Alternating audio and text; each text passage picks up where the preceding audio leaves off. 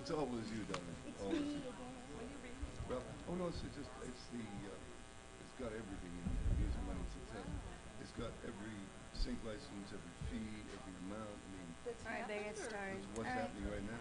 Like if We ready? you look at this. Like Good basic morning. negotiations with, theoretic stuff. Sorry.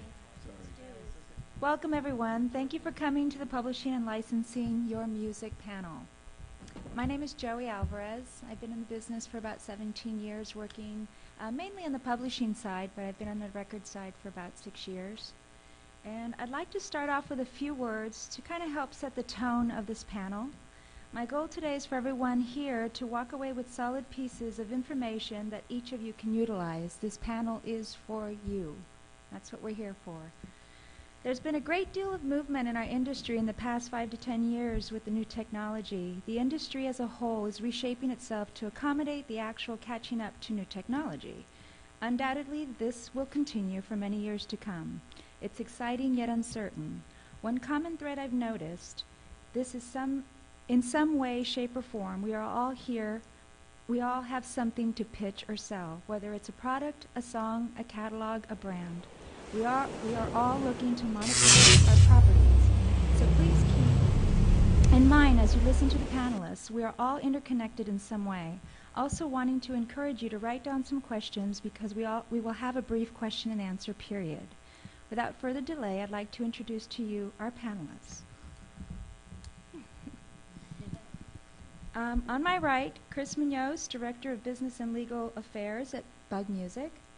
Chris is the Director of Business and Legal Affairs at the leading independent music publishing company, Bug Music. Chris is responsible for various aspects of Bug's music publishing, legal, and business development needs, and she also functions in an A&R capacity.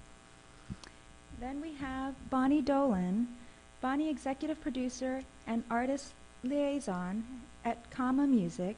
Bonnie's experience in every aspect of music and advertising, from recording studio management and music marketing to creative direction, licensing, and production. We also have at the end Ralph Murphy, Vice President International and Domestic Membership Group of ASCAP. Ralph is also a successful performer, producer, songwriter, publisher, and author of Murphy's Laws of Songwriting. Ta-da! Yay!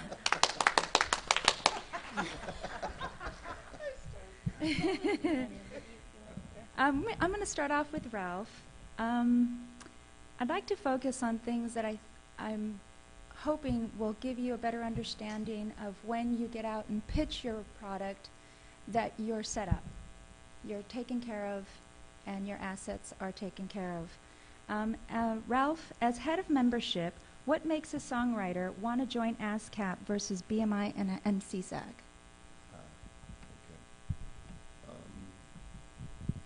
When I was a kid, there was a movie, The Wizard of Oz. And if you remember the great scene in The Wizard of Oz where Dorothy and her little dog, and Tin Man, the Cowardly Lion, Scarecrow were walking down this carpet. And they'd finally made it to Oz, and there's this thunder and lightning, the great and all-powerful Oz. And the curtain blows back. And there's a little old guy back there pulling the chains and the levers and buttons. And a voice comes booming over the microphone. Ignore the man behind the curtain. Never in your life, ever ignore the man behind the curtain, because that is where the power lies.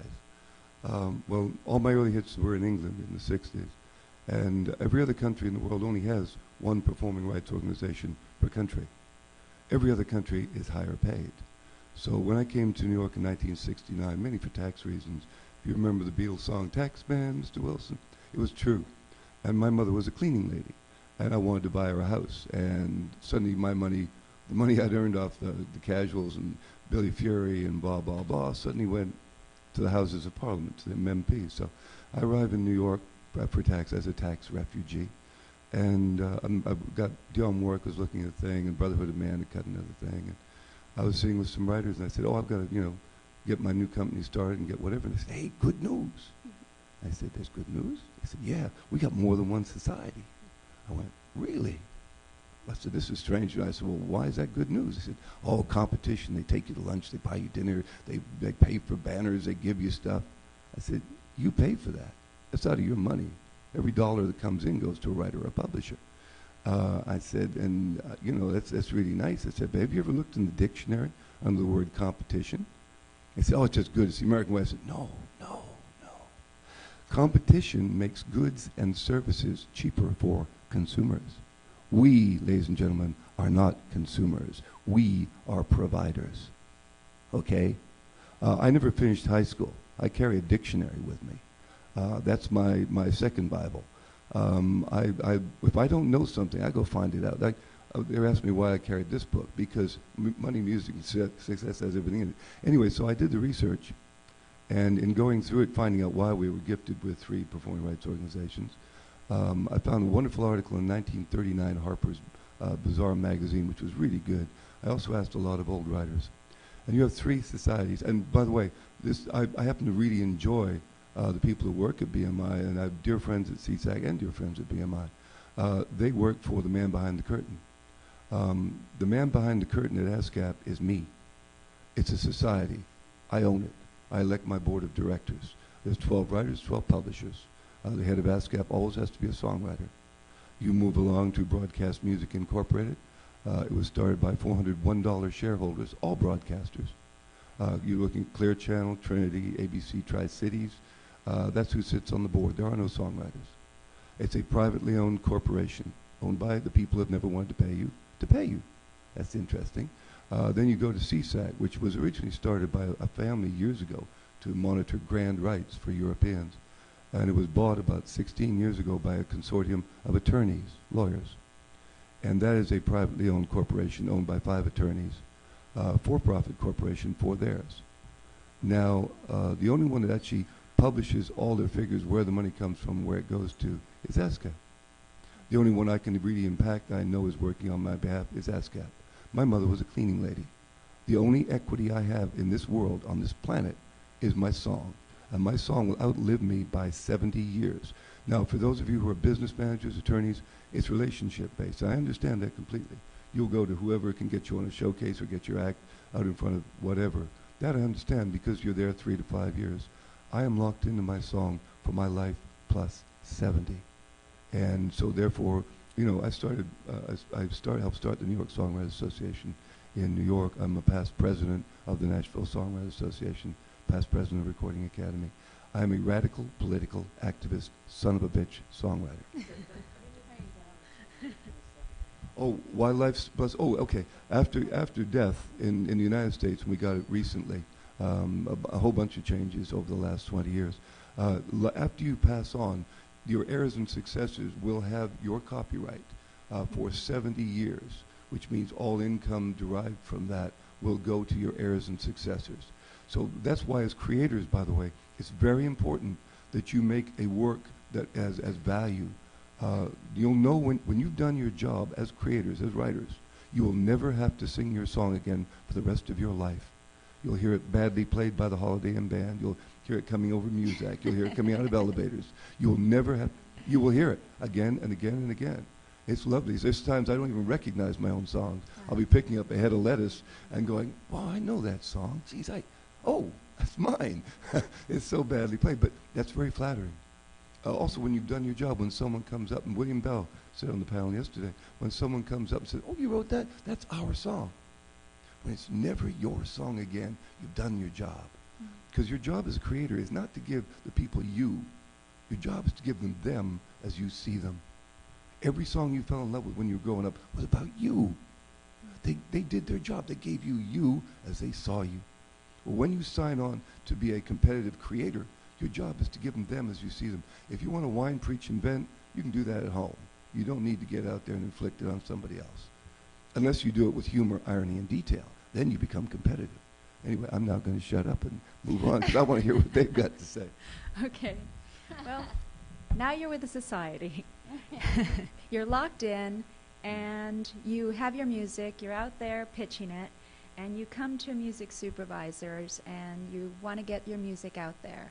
So my next question is to Bonnie. As a music supervisor, when you're looking for a specific song for a project, what's your thought process, and do you accept unsolicited material? I do accept. I get a lot of unsolicited material. Most.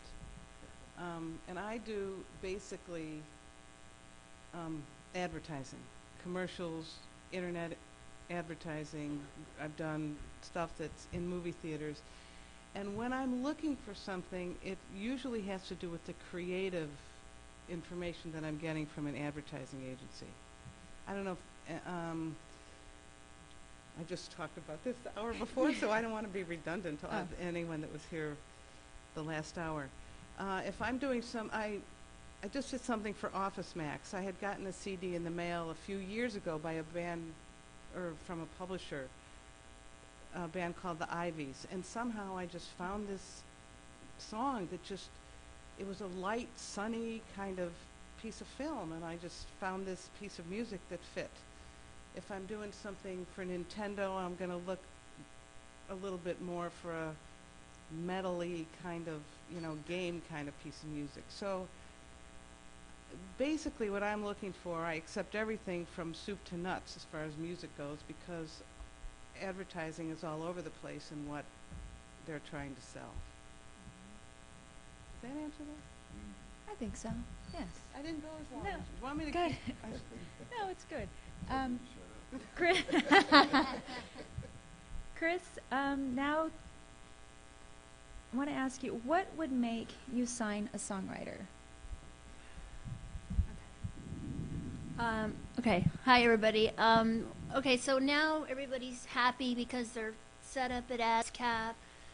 Bonnie loves their music. They're about to sign something with a label, and things are hopping. So my job as a publisher is to sit here and go, wow, I heard about the Ivies. The Ivies are great. I'm like, God, I sure would like to get them. Bonnie happens to be hooked in with the manager, and Bonnie's like, hey, Chris, I'm going to send over so-and-so. Take a meeting. Oh, great, great. So Ivies come in with their manager. I listen to the music. I'd already heard it. I love them. And I'm thinking to myself, God, well, what do they have that's going to persuade me to then persuade the Ivies and then my people to get in business together? And I said, well, they've got, they've got like Bonnie, who's pushing them already in film and TV because she just digs them. She's not sitting here going, I make my living off the Ivies. She's sitting here going, I think this band's really great, and I want to help them, and has their own agreement with them. If I wanted to sign the Ivies, what I would do is listen to them, play them for my creative team, and get some feedback. But if I really, really wanted them, and my creative team was like, oh, it's okay, I'm like, well, I'm going to sign them anyway, and I'm going to find out how to get them out there. A lot of times you don't have that flexibility, but because I also do the contracts, I can sit there and say, yeah, well, we're doing the contract for the Ivies, and I'll do it. So if I'm a champion about a band who's got it together, they've got their business in order, they've got somebody who's already on top of film and TV, I can come in, sign them up, depending on what income streams they may have. Say she got them in a Nintendo game or a Rockstar. They're already going to be, getting some type of, income at some point along the way. So as a publisher, I say, wow, they've got streams of income. How can I make them more? Well, I'll go into my film and TV department and start teaming them up with the advertising and branding guy, the two people that strictly pitch to film and TV all day, set up their admin, because as publishers, I'd probably sign them to an admin deal, given that they're young and they're getting going, and really I don't want to take their copyrights, which is kind of a different topic I want to talk with on a different question. But that's the situation where I'm like, yeah.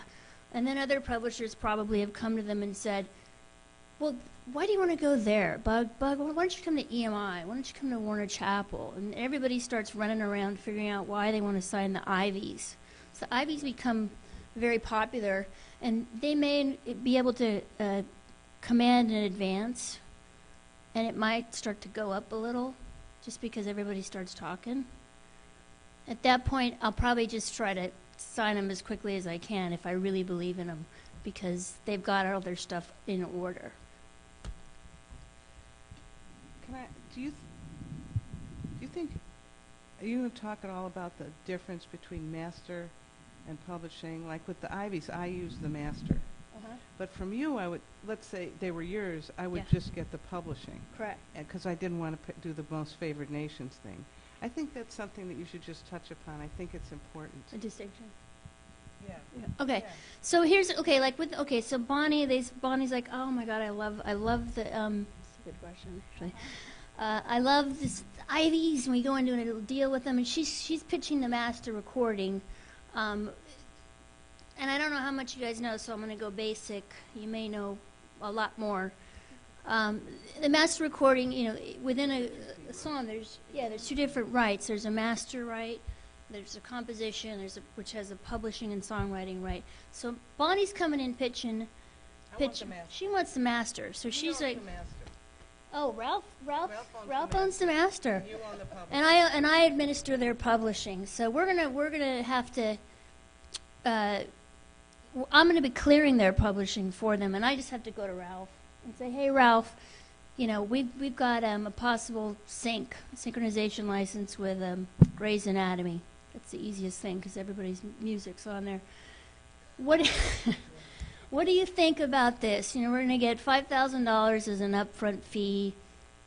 Are you willing to come in at that rate even though everybody else wants to go lower or higher? What do you want to do? He's like, well, I don't know. Let me see this Grey's Anatomy. Well, we need to know now, Ralph, because, everybody's coming to us, the publishers, everybody else is signed on. Say this song, the Ivies only had 50% of the song, maybe. And there's outside writers. Everybody else is waiting on the publisher to be like, yay, but Ralph's kind of holding out as the master owner. Well, again, because I'll be looking at the duration of it. Mm-hmm. I'll be looking at the territories. I'll be looking at whether there's video involved, Mhm. internet. There's just showing it in the movie theater? I mean, there's Putting it on their phone? What Exactly. are they doing with it? All over the place. and so I've got all those rights to consider. I think there's probably about 12 different considerations. Mm. Not just duration, but again, because as a owner of the master, I'm getting the one-time sync fee because the publisher will derive the benefit of the ASCAP or BMI CSAC performance on television. Right. I will not participate in that. Okay, so there's a whole different. I'm looking at a whole different animal when I'm in ownership of the master. For a lot of you who are singer-songwriters who control both, there are two elements in there, so you need to be really informed, really informed. So. Yeah, Okay, and right. that's why he, as the master owner, would be like, well, listen, you guys are all happy and jumping up and down, but you're going to be making money a long time down the road. This is my one shot. I'm going to get $5,000 when I know that the day before you guys did it for 9 or 10. But you're supposed to get equal. Well, I'm saying if That's we the upped thing. it. Oh, I got it. If someone's, he said, I know that I can get on another show Right. for Then my I'll just part. find another song. That's what I was going to say. Then Bonnie would be like, well, you know what, this is too difficult to clear. How dare you? My songs. I'm the other 50%. I just lost I $5,000. really yeah. No, believe- Bonnie's the other 50%. I really, yeah, I'll find No. another song. I really believe you have to be smart about where you put your music. You want to get the most for your money, but you want to get it out there. Mm. So I would take 5,000 and have it out there, then fight over a couple 7 and me and or somebody, not me, because I would say forget about it, Mhm. because there's a lot of competition. So you really got to be smart about what you're doing. Right. With one exception now. There is an exception. Gotta Of, be an ASCAP. So. no. If it is a pre-existing work, there's been a huge success. True. There's a different animal. If you're dealing with Kiss You All Over or Wind Beneath My Wings, that's a different animal, okay? But where you'll probably be working at as a singer-songwriter, this would be a relatively new work, unexposed, which this will be an opportunity for you. Just to get it out there. Yeah, you wouldn't hold out. You wouldn't hold out on this kind of level because you'd be very, sorry, I'm just going to pop back in. You'd be very surprised in the last, 4 or 5 years, as you can probably see in television alone and video games, Rockstar, all those Guitar Heroes, everybody's in the game now. It's not just I knew so-and-so and I got on my song and they put it in. Everybody's pushing for that spot. So the fees have come considerably down, especially, and even sometimes gratis in some cases, like with MTV. But anyway, I'll let you. What? Actually, if I can just point Sure. out, there are, in the United States, there are over 100 production companies involved in a daily basis, and there are currently about 400 either series, movies, shorts, whatever, in production at any given time. So those 100 production companies are always thirsty for music. So these deals go down every day in volume. So you better be aware of it and prepared for it. I also want to add to that, as somebody who's been pitching for a long time, and some singer-songwriters don't like to hear this, but if you have some material that you're pitching and you wrote with somebody, whether it's a friend or cousin, and you guys are not in good terms anymore, and you're out there pitching it, and you have no idea exactly what's going to happen, that song needs to clear. Whether it's a 50-50 song, you have 50 and your friend has 50, you're no longer in speaking terms, you need to consider that song gone and move on. Because if it's going to hold you up, it's going to be your reputation as you're putting yourself on the line. You finally get an opportunity, somebody opens the door, and you can't clear it 100%. It really, music supervisors don't have a lot of time. And if that's something that they run into, unfortunately, they remember your name, and they remember the band. The easier the better, there's no question about it. Yeah. Yeah, which brings me to the next real quick. If anytime you're going to write a song with somebody, of course, once you guys write it, and I'll let Ralph give the example of the cousin and friend writing a song, and how it's 50, say it's 50-50. I would want some type of an agreement at that point, but it doesn't happen that way. What do you mean, whether it's actually physically 50-50? Yeah. Yeah, that's generally a given in Nashville. I find, I teach in England, the Academy of Contemporary Music, and the Amy Winehouse's Duffy crew. Also when I'm in LA or Toronto or Vancouver, there'll be like 8 1/3% for the word the. And there'd be all these different, there'd be 8 people on stage at award shows. And it's bizarre because all those rights are controlled by those people. They're almost unlicensable. I just had a friend who has a major sort of company that goes out and buys catalogs, and he bought one of the big hip hop catalogs, and it's a nightmare because there's 12 writers on some of these songs, and in terms of getting all their permission to license and getting them all in accord, it makes the catalog almost worthless. So you need to, when you walk into a room to write, in most cases, in my life it's 50-50, and if you find you're doing 90% of the work and you don't like it a year from now, just don't write with them anymore. It's a lifetime profession. I had one song, it was a huge hit, and I wrote it with a girl, and she calls me up to celebrate getting the cut. And we went to have lunch, and she says, "Oh, I feel you did so much on this. I need to give you a piece of it." I said, "Excuse me?" She said, "I'd like to give you 25%. I said, "You what?" I said, "Tell you what, don't put my name on it." I said, "But let me tell you, next time you sit and write with somebody, it's 50-50. If there's 3, it's thirds. If there's 4, it's quarters. That's the way it goes." Now, I'm telling you this. I'm never going to write with you again, but also I don't want my name on it because I want you to know that I'm doing it not to get 50% because you think obviously it's unequal or what our input was, but I want to reinforce this by walking the extra mile and telling you this is the way it is. I'm helping you with the rest of your career. Don't ever do this to a professional writer again. And it's just because it's a long lifetime for me. I've been doing this since I was 11. And I'm 117 now, so whatever. Anyway, so yeah, it's 50-50. But again, if you think there's any doubt and you don't know these people, get it up front. And if you can't even get it in writing, just because it's that nature of the beast. And that does happen in a lot more production things when you're working with an artist and a producer and some other people in there. Then you need to establish those parameters because it'll be important for you going forward. Okay. Bonnie, this is for you. Let's say they got it out there, the product landed in your hands. As far as the singer-songwriters going out there, what type of follow-up do you like to see from someone who's submitted music to you? None. None? No, that's so terrible. No, not, hello, did you get my... It's real. I don't mean that to be nasty. It's just that if the music is good, and I keep a library of everything I ever get, and I may get something today, and next week I may get some sort of spot that may work for the song, but it may also be in 3 years. It may be, so it's really difficult. If I am going to accept unsolicited material for everybody to follow up, it'd be difficult. You couldn't do But your job. so let me just say right now, thank you so much for giving me whatever you're going to give me, and I really appreciate it. Yay. Yeah, I mean, That's awesome. basically, she couldn't do her job if she was answering the phone all day, telling everybody, yeah, Oh, you're see. no problem. It's I try great. to I like do it. try to answer emails and say I received your package. See ya. Okay. Well, as somebody who That's too bad. pitches, I just want to share with you guys, because there's so much that's accessible today, we all know who the music supervisors are for the main shows, and everyone's looking, and we all know them, or we could at least get in touch with them. The one thing that I would recommend, and it's not really following up per se, but it's making sure that your music at least got there. Wait. Can I just say Sure. one thing? I'm so sorry. This is really important. I have gotten CDs that are really excellent with no contact information.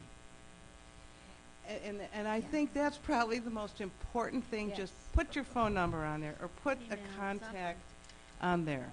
That's And every yeah. you find a song and you go, hello.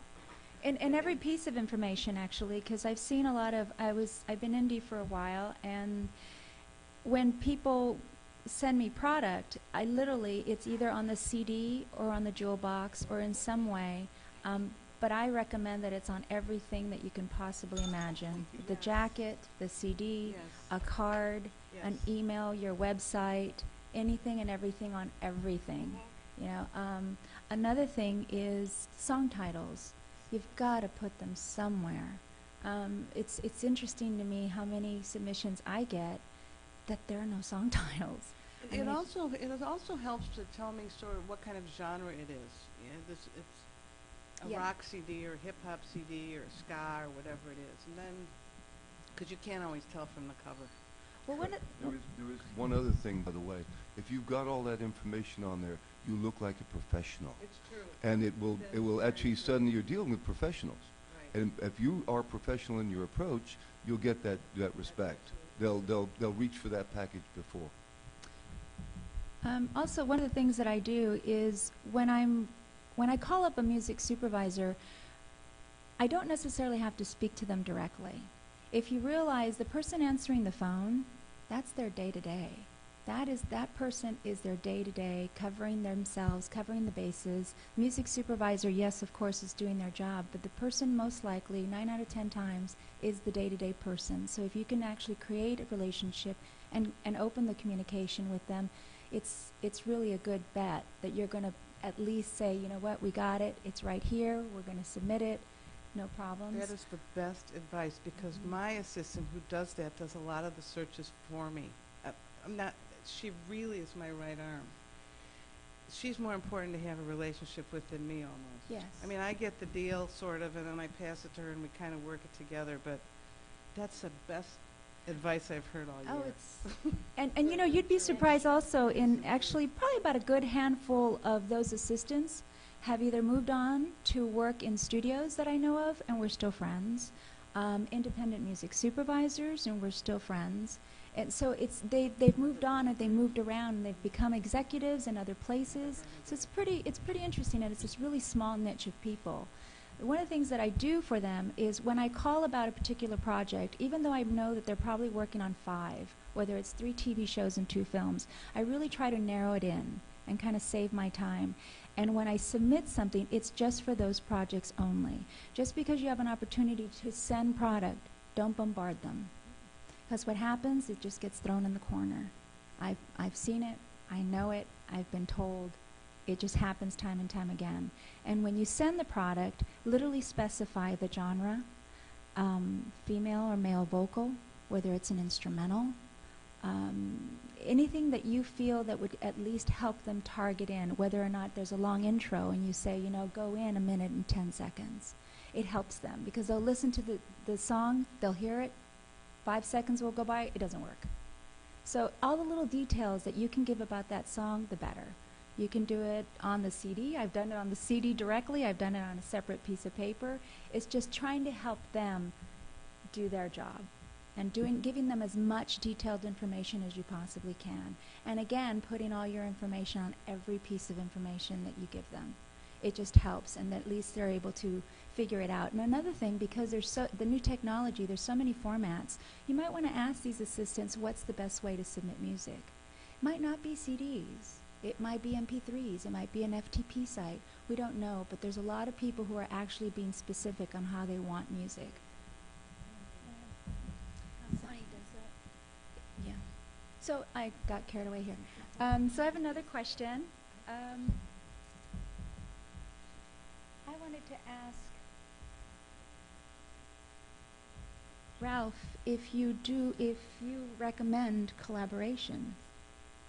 I know we touched upon it, but is it something, I'm a big believer in collaboration, so I just wanted your opinion and as far as growth and as far as a writer. Yeah. I'm of the opinion that the child of two parents has a much better shot at life than the parent of one. And whenever I'm sitting in a room with someone, they always take me somewhere I would never have gone. I can sketch out an idea, but they'll go off into Oz. And just an illustration of that is my friend Paul Brady. Paul and I go back many, many years. About 15 years ago, we're in Dublin, and he said, "Oh, I'm coming through Nashville." I said, "Oh, great." I said, just off the top of my head, "Well, who are you going to write with?" And he said, "What do you mean write?" I said, "Who are you going to co-write with? They're there." And he said, "I don't do that shite." Blah, blah, blah, blah, blah. I went, "Oh, okay, sorry." He said, "You co-write?" I said, "Yeah." He said, "Why do you co-write?" I said, "Well, because back in the 60s, I was going home to see my mother, and they gave me a reel-to-reel. You remember the wax cylinders? No, they gave me a wax cylinder of 3 of my hits. And as I was playing them for my mother, I noticed I had virtually the same melody. And the one person you should never bore on this planet, in this life, is yourself. Bore everybody else rigid, but never bore yourself. So I went, wow, that's really boring. I go to the same chord at the same time. So I really sought out people I respected as melody people, because I'm mainly a top-line lyric writer. And I would go out and I'd write with them. And I've found, probably I've written with 1,000 people in my life. It probably worked well about 60 times. But the other 940 I still have as friends and close acquaintances. And we hang, we talk on the phone, we email, whatever, we drop each other lines. And anyway, so Paul, well, I wouldn't do that. So he calls me at the hotel the next morning. He says, well, if you're thinking, who would I write with, you know? I said, well, I'll put 3 people together for you. Well, he comes into Nashville, he's sweating bullets. He says, oh, man, I don't know. That's not a good idea, you know. And he's a lovely fella. And so we have lunch, and he goes off to write with him. Well, he disappears for 3 days. At the end of 3 days, he calls me and says, well, he said, I'm sorry I haven't called you back, but I got 2 songs finished with them. I got another 2 with that, and blah, blah, blah. Now he's writing with Bonnie Raitt and the whole world. I mean, he had a big hit with Boyzone with Ronan Keating with The Long Goodbye. And he's redoing, we had the number 2 record in England 2 years ago with Cliff Richard, Christmas single. And yeah, it's just fun to watch people expand and grow. It's a growth potential thing. And in this business, if you're not growing, you're dying. There are no plateaus. If you think you're on a plateau, you're dying. You've got to keep challenging yourself. You never stop. And especially as creative people, because it's too easy to get complacent. Mm-hmm. I've got a lot of dear friends who I've had, 30 years of hits and blah, blah, blah. No, you can't do that. You have to be present to win. Anyway, so what it does, it doubles your juice, too, because someone else has contacts. I've got Steve Robson, yes, who writes with Jeffrey Steele. Now, Steve is a track guy, does Backstreet Boys and whatever. He's had like 2 #1 records with Rascal Flatts, because Jeffrey Steele knew Doug Howard and all the people over there.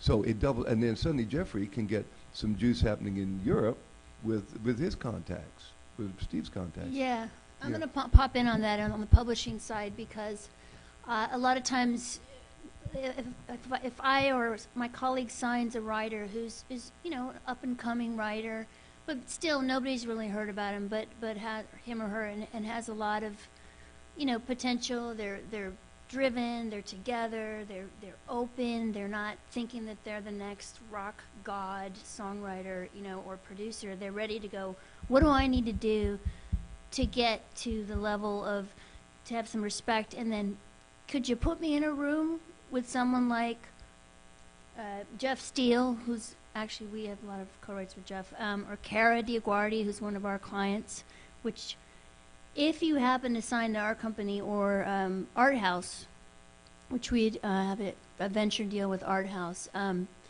it's a good bet that if you get in that door and you've impressed somebody in either camp, her people get a hold of your music, or somebody inside says, oh, we just signed them over at Bug. That's a pretty good shot. You may not ever get in there, but it might take you a year. You might have spent time writing with people on sessions, with session players who have connections to someone who had a hit maybe 5 years ago, but who also has connections. Maybe they know Ralph. Ralph has a showcase. It's really, really about who you know, who you want to put yourself. People. It's a people business. It's a people business. A perfect example is the writer who comes in and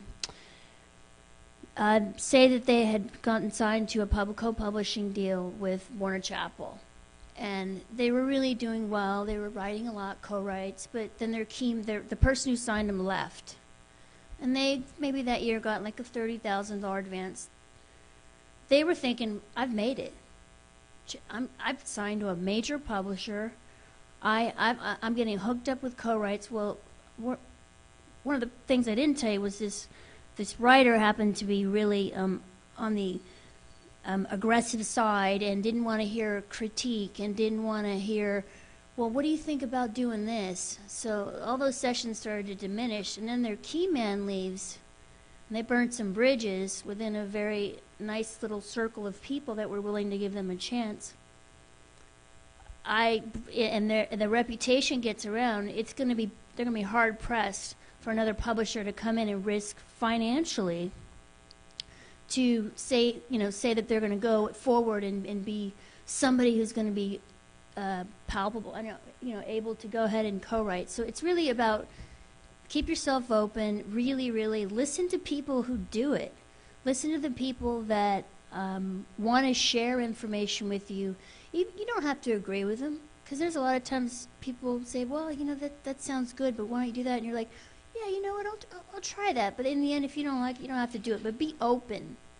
You shut the door on people early on, you're cutting yourself short in this business. It's a very small, small, small world.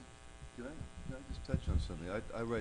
I do a lot of research because I'm not real smart, and I have to go study stuff and figure it out. And I read a column, Murphy's Laws of Songwriting. It's on the web, but I started when I was president of NSAI and designing workshops, and people would ask me the same question over and over again. I wrote it basically so nobody would ever ask me again. Just there, go read that, go away. But people kept saying, well, how do you get a publishing? Why are you signed? What makes a publisher sign you? So I did a list of about 18, I forget how many questions now. Are you ability to co-write, ability to write alone, gender, having had a hit, are you a producer, a singer-songwriter, age factor, all these things. I listed them all, list from 1 to 10 why you signed your last writer. And you had to have signed a writer in the last 12 months and had a hit in the last 12 months. I sent out to a lot of publishers. The information I got back and the distillation, the top 4 reasons why you got a publishing deal were, number 1, lyric, which I understand. That was cool. Okay, got it. Number 2 was personality. I thought, wow, that's weird, because I've got some number 1 writers who are trolls, just are 0 on the fun factor. Number 3 was melody. Number 4 was the ability to write alone. So I called some of the people I'd sent this to. I said, why personality? They said, well, it makes it easier. We hopefully will have a relationship with them 3, 5, maybe 7, maybe 10 years. We want to like them. We want to feel good about putting them with someone. We want to have them over to the house for dinner. We want to take them on trips. We want to do things with them. And if they're turnips, we don't want to do that. I said, well, cool. I said, now, why the ability to write alone? They said, because it doubles our opportunities for co-writes. So when someone phones up who's a melody person, we can say, yes, December the 3rd, fine, be there at 8 o'clock. If they're a lyric person, we can say yes, because our writer can write either or. So those top 4 factors. If you don't have a personality, rent one. Yeah. Go out and get one. Smile, even though you don't want to smile. If you're a mean, miserable human being, have a nice life, because you're going to be lonely. We are a family. This music business, as weird as it is really a big family. All different levels of family. I mean, you got some aunts and uncles you aren't that crazy about, but they're still your family. So you, unfortunately, I'm looking at, and you up here are my family. God help me.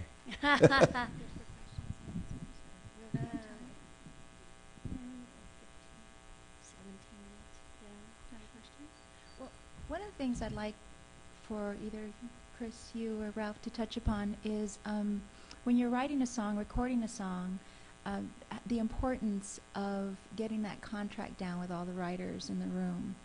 Because I find a lot of times where I'm submitted music, and honestly, I ask at least 3 times, who are the writers in the song? The artist will say to me, it's my song. Okay, but who are the writers on this song? It's my song, don't worry about it, it's 100%, all you have to do is go through me. Who was in that room? Well, you know, my buddy. So that's what I'm talking about. It's like people don't realize the importance of that, because all of a sudden you get an opportunity, and you have to clear that song, and this person comes out of the woodwork saying, we never discussed it, and I thought I was getting 50. I thought I was getting 50-50. No, you put in 1 word. You're going to get 20. And then it starts a feud. Yes. Absolutely. Yes. So I'm just wanted to share, if you could share just the importance of... Always remember, when you make the commitment to come to one of these conferences, you are in the music business. Music business. Music business. Okay? If you don't take care of your music, or your business, there's no point in doing the music. You might as well stay at the house, because you are going to be a victim.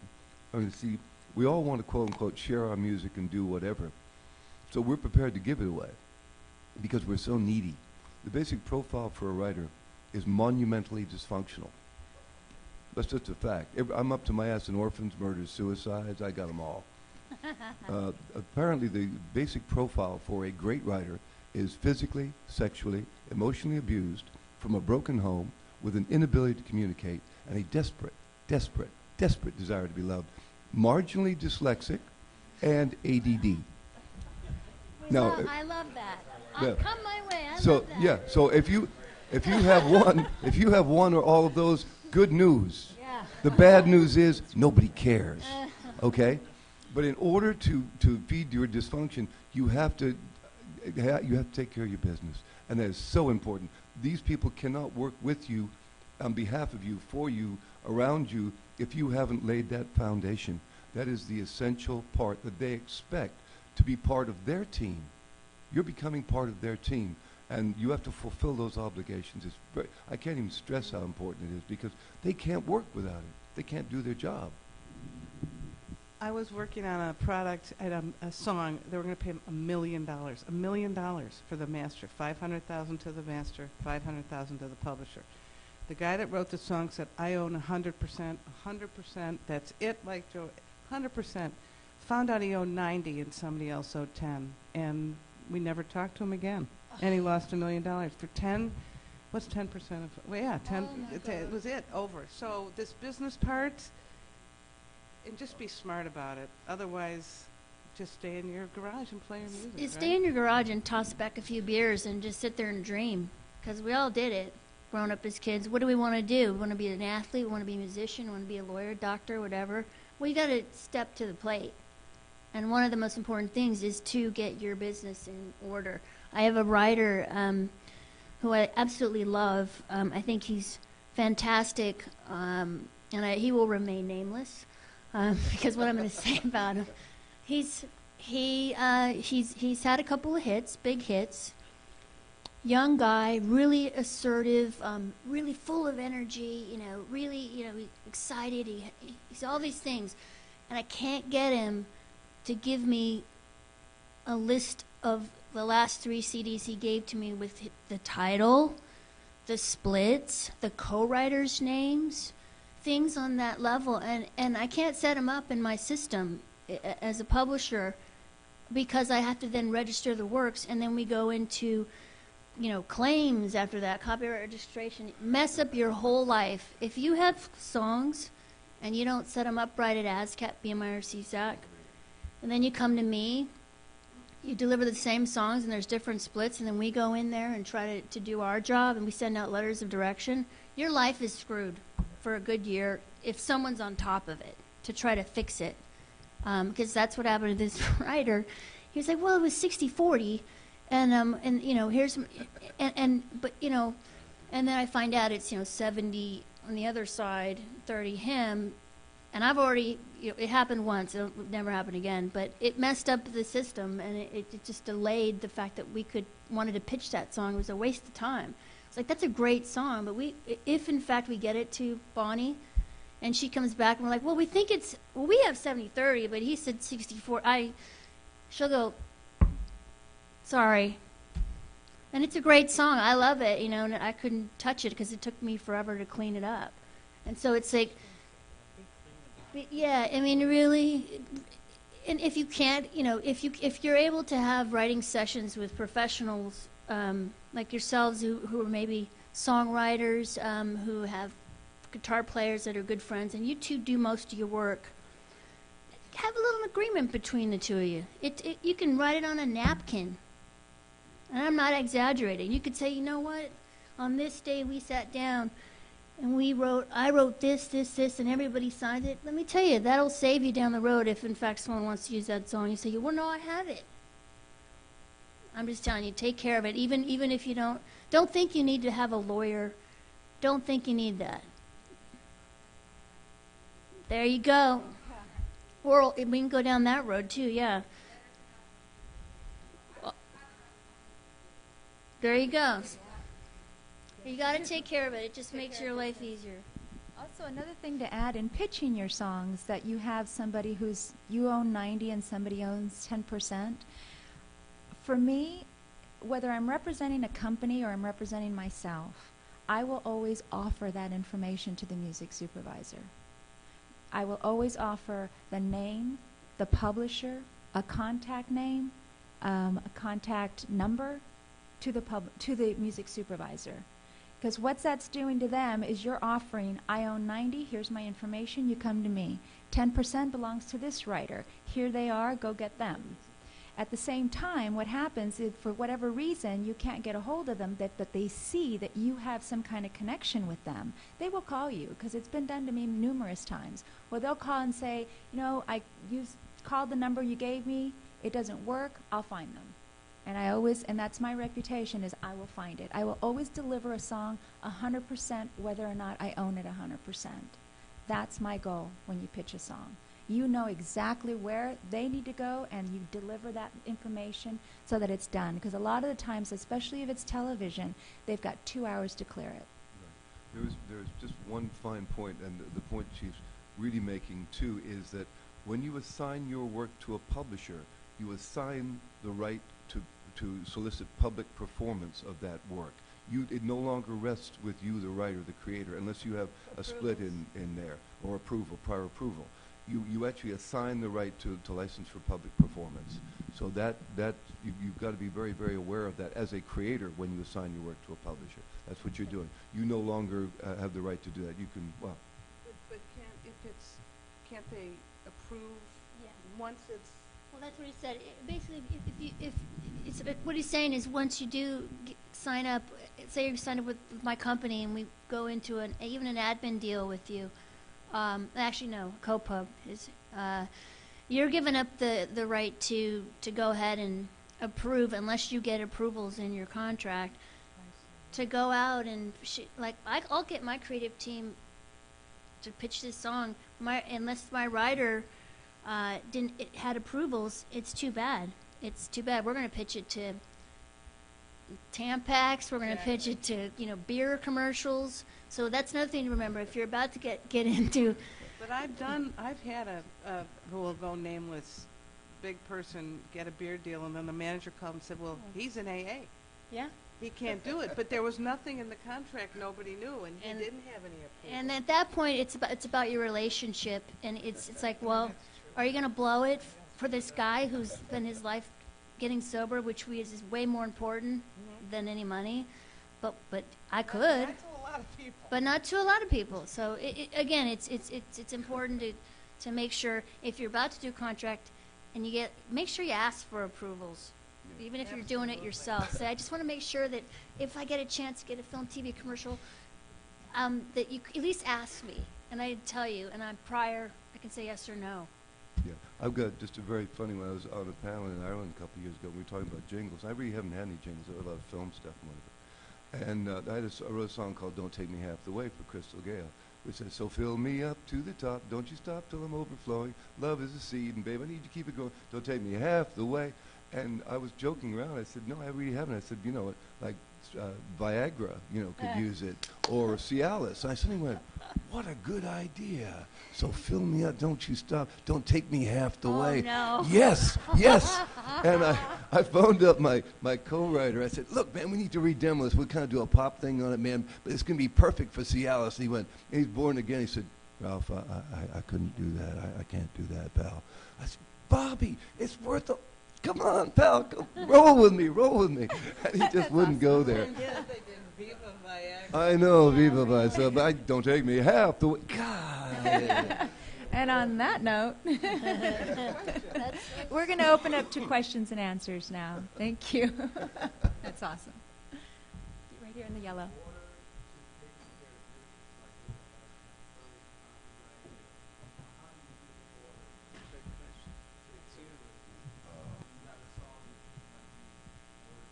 Might be worthy? Well, the good news is that under the 1979 Copyright Revision Act, a work is copyrighted when it becomes quote-unquote a fixed work, which means fixed in any medium, like on a CD, cassette. If you write it down, then it's copyrighted, so you're covered. That's never been tested under law, may I say, but it theoretically, in the law, that's the way it is. So the moment you've demoed it or gone to a studio or whatever and you have a record of it, it's fine. I basically would go ahead and register that work with ASCAP, although traditionally I never really registered my works with my publishing company until I had some product coming out. I just didn't want the clutter going out there. Basically, just go ahead. If you want to do Library of Congress, that's fine. Do it once a year. Do a collective thing and get them all together and send them in. Ultimately, you really need to do that anyway. Just the more protection you have, the better. And then start, once you've got it covered, as protected as you can, then make sure you do a really good representation. Remember, a demo is short for demonstration, and the thing you are demonstrating is the song. But when people are pitching songs, they forget the last person they have to get past is the producer. The producer gets 50 grand to sit in a room and stop the session when someone's out of tune. Get these people with out-of-tune guitars, or they're flat on the vocals and whatever. And all that producer is doing is his fingers vibrating, trying to stop that CD. God, please God, they're tolerating it. So take care of it. And once you got your demo in hand, then you're going to look to publishers. You're going to who will then exploit your work. I'd say a publisher would be the next work, unless you're an artist. An artist, you're going to have to find a way to get that work out there as an artist writer. Always remember, according to A2IM, which is the American Association of Independent Music, there were 108,000 CDs released last year in both the physical and the virtual world, and less than 6,000 sold more than 1,000 copies. So that's the reality of it. So you're going to need to find ways to exploit it. And I will tell you, film and television with its opportunities is a very, very wonderful way, not necessarily to get rich particularly, but to get cachet, to say as heard in Grey's Anatomy, or as heard in whatever, or used by Viagra, or whatever. Yeah. Ralph has a equity stake in Viagra, which he neglected to tell you. The gentleman in the back, Burgundy, yes.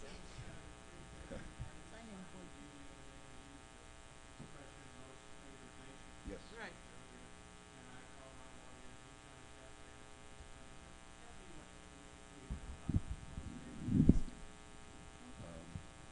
Sure. Most favored nations. Whenever you do a deal, say if you get $5 grand, and someone goes in for the same work and gets 10 grand, yours goes up. You can't get less than the best deal offered. That's what it means. Like if you entered into the deal with to do this, get a sink, okay? okay, and everybody's like, well, it's favored nations with everybody else, and so and it's a larger artist has a piece of it or something, or explain it, Bonnie. Well, I can go back to this the $1 million, 90%, 10%. The $1 million was the master that I was going to put on this. Was they were going to get 500,000, and the publisher was going to get 500,000, which was the 90-10. So this one guy who was going to get 90% of the $500,000, and the 10% guy would have gotten 10% of the $500,000. But the 10% guy, which I found out later, wanted double the amount. But if we had given him double the amount, we would have had to give the 90% guy double the amount and the master. So the bottom line is, whatever the bottom line is of a deal, it has to be split between the publisher and the master. And however many writers there are, they have to split that money. Yeah. Absolutely. Does that make sense? And sometimes there are occasions when it works in your favor. I had gotten a new admin deal, and I had a Shania Twain thing, which they used in Red Rock West, a song she recorded of mine. And my publisher held out for more money, and that rising tide floats all boats, because I got more money. Everyone involved in the movie ended up getting more money. So, yeah, most favored nations is not necessarily a bad thing. It can be a deal killer too, though, because if somebody wants more money, the money may not be there for the other people. Yes. One more question, Matt? Yes.